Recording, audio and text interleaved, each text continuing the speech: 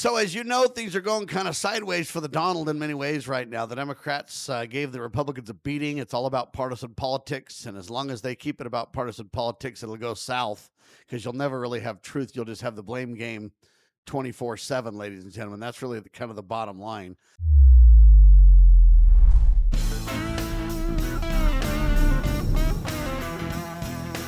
But at the end of the day, the question becomes, what are they going to do if we really start getting to the bottom of the Jeffrey Epstein files? If we still really start saying, hey, we got to abolish the Federal Reserve or shut down the IRS, or we start taking real action and not just, things that Trump can do himself and then the next president can overturn in 2 seconds with his own flurry of executive orders. I'm talking about real substantive change passed by Congress that would be hard to undo or change. Will they just ruin the economy? Will they take us to war? What do you think kind of the outcomes that's going to be, Doctor? Well, I don't think Congress will act. I think the executive will continue to usurp power. And that's been the prediction of the American founding fathers, particularly, in a war basis. If you're on a war footing, the executive continually usurps power, and Congress are just weak-kneed, willy-nilly, spineless actors, generally speaking. And they're yes sir, three bags full. And the Senate probably is even more weak-kneed. And so the president probably has the Senate more in his pocket than the House.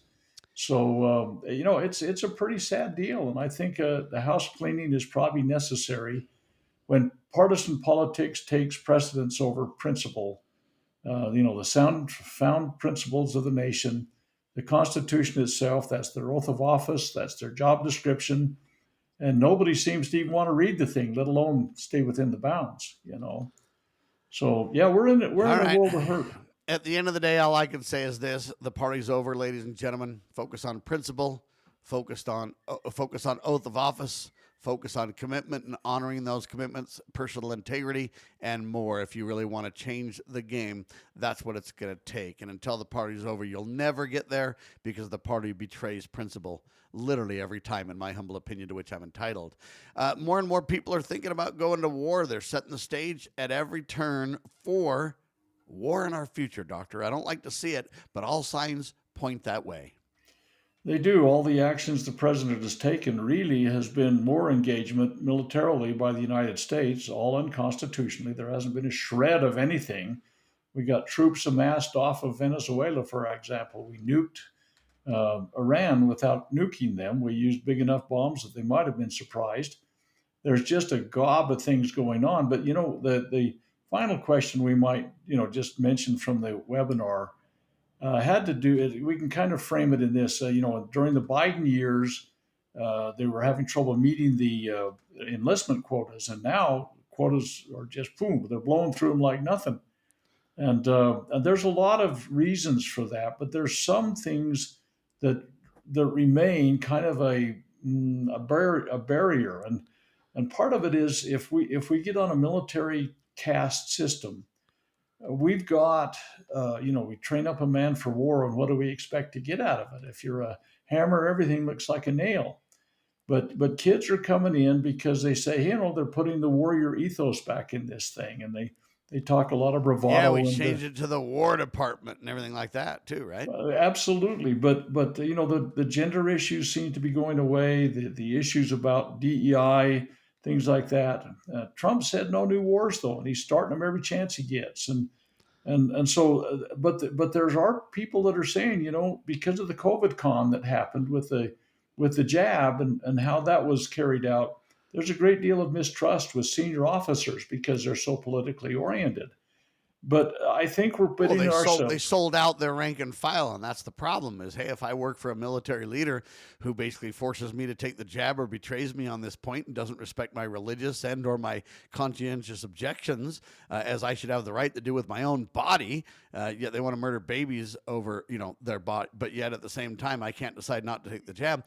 Most, in my opinion, honest, moral people object to the treatment they received. Isn't that really at the core of that, Doctor? It is, and trust I think is eroded.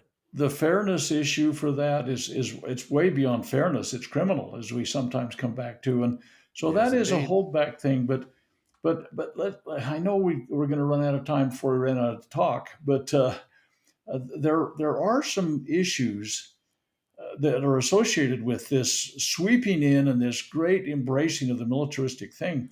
Just before Yeah. the COVID con, they were right on the cusp of putting universal military service through the Congress And they're for working on boys. it right now too. They are indeed, and They want to put chicks in trenches with guys and the whole bit, right? well, there's, and I've looked at some of the plans and I'm absolutely disgusted with them. You are not the government's slave. The 13th Amendment still exists, banning slavery, but they're saying that you will be owned by the government for a certain Well, period you of can be a time. slave in conscription. You can also be a slave to the IRS. I think all of us are slaves. They just don't have to pay our board and room and medical bills or anything like that. They leave that up to us. So But it's kind that's of like how coming. fascism or some of these communist or socialist principles work. They want you to believe one thing when the other is actually true. You might own your own property or your own business, but the government 100% controls it. What's that? It's kind of like that, right? Well, it is, but it's girls and boys, and we shouldn't be doing this, but they're ramping up for it, and they're looking to do it, and I am absolutely disgusted because it got derailed with the COVID con, and that was maybe one good outcome from that con that was Do you put on believe us. they'll have conscription in America soon? I do indeed, Male and and female both. I do, and I think that there's large institutions that are saying the nation will be better off for it. But right now it's not a big deal because you got young men running down there saying, "Hey, you know what? We don't have to, DEI and the transgenders and the people crawling all over our sleeping bags at night because they're, looking for a good time." Looking for But love in all the wrong places. here's the deal, though. And this is another big issue with it, though. And I told a story when I was answering this question about someone, and we, just, but people need to think about this. A good friend of mine was born in 1922. He's in Germany. He was 11 years old when Hitler came into power. He got into the Hitler Youth Movement. And when the Eastern Front stuff happened, beginning in 1939, he came in not long after that because he would have been 17 when it first started. But he fought the entire World War II on the Eastern Front. Brutal, unbelievable. I spent many hours talking with him about this, and really encapsulating it in just a couple of sentences is very, very, very difficult. The brutality, the horrific nature of all of those things he went through. And I asked him one time, I said, Herb, with all this devastation, this institutionalized, legalized mass murder that you were involved in, I says, how did you feel in the beginning years? And he says, it was wonderful. I don't do a good German accent, so I'll just tell it in my own. He says it was, I says, wonderful. How can it be wonderful? Why was it wonderful? He says, because we were winning. Okay, so that was his Yeah, judgment. you had national pride. They were winning. They felt like it was the solution to the problems. They felt like economically it was a boom. At first, it kind of felt that way, right? Well, see, here's the deal: death, destruction, legalized mass murder, all of that, they were winning. It was this thrill inside. Okay, it's just amazing how we get sidetracked. Well, And and then that's I how asked him, Rome got tied up in their games and in their stuff that became very hostile and violent as well. And we seem to be going down that kind of same road. It becomes a sport to people, especially in modern times when you don't see the real evils of war. You just see the spin on TV. You don't really realize what it's about, and we're being absolutely deceived. There's some whistleblowers that are coming out of Gaza right now going, are you kidding me? Israel and the United States are absolutely abusing people left and right, and it's horrible. And that's not to defend the Hamas side. It's just to simply say that every one of them loves war. Every one of them loves the spoils of war and loves the suffering and the abuse. And I mean, literally, Satan's raging in the hearts of men, Doctor. well, and this Gaza thing is truly genocide by every measurement tool. But going on with Herb for just a second, my friend, he's surely dead now. He'd be 103 now. I asked him one time, I said, Herb, what advice would you give to our nation, to our people, to our young people especially? How can we learn a lesson from what you went through? And there's so much more than what I could possibly tell. But he's thought for a second, and then he said in his German accent, follow the leader. And it's like that's what the Führer principle is. That's the Führer idea. You follow the leader regardless. We're doing that with Trump right now. Yeah, how dare It's you question?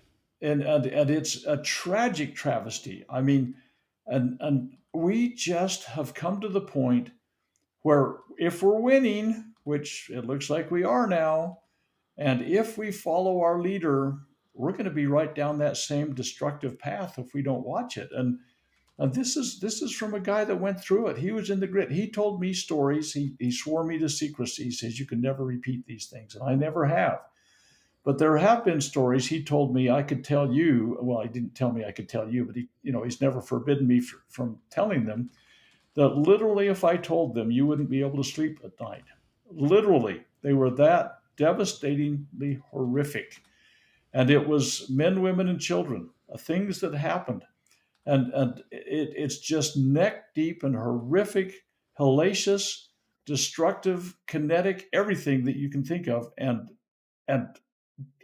we just blow it off. Follow the leader. And if we're winning, it's wonderful. And we can't get in that mode. We got to be smarter than that.